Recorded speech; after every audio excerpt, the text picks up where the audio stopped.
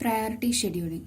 In priority scheduling, the basic concept is that the process with highest priority is allocated with the CPU first.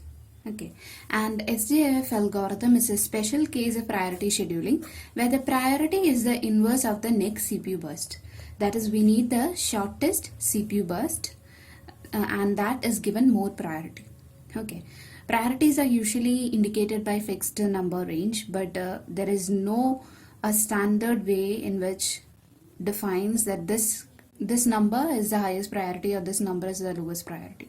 But in the textbook and in our problems, we are considering lower numbers to have higher priority. That is like 1 is the highest priority, then 2, then 3, then 4, like that.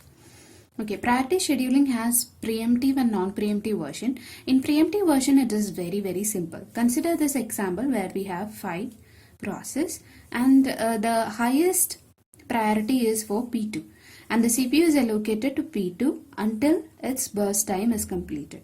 So P2, the burst time is 1. So from 0 to 1, P2 will be executing.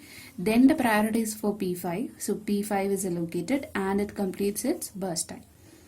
The average waiting time is 8.2 milliseconds. Now this priority can be allocated internally and externally.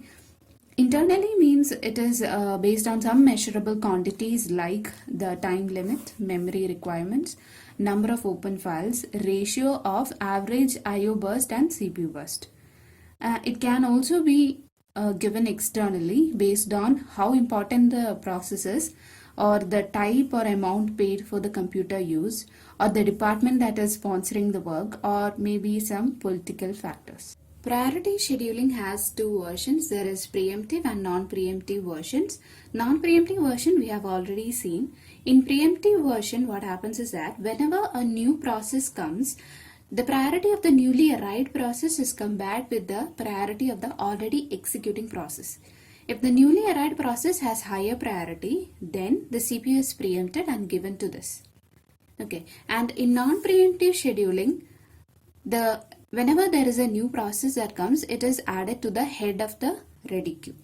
Okay, now let's see what is the disadvantage of priority scheduling.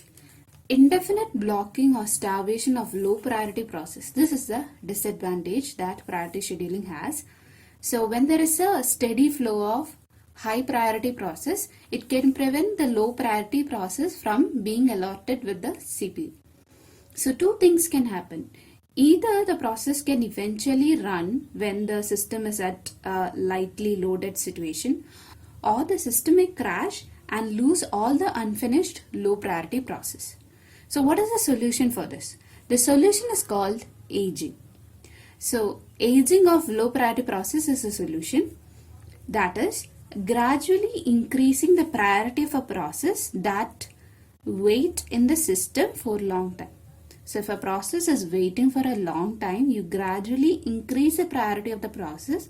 So at some point of time, this low priority process becomes a high priority process.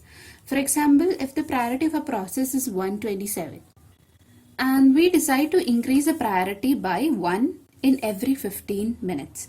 So in 32 hours, 127 will become 0, and if not executed until then, now it will get executed. So no process has to wait more than 32 hours. That is if the priority is 127. If it was some other number, then it may have to wait a little more. So we are deciding that we are increasing the priority by 1. So this is called aging. So this is a solution for priority scheduling.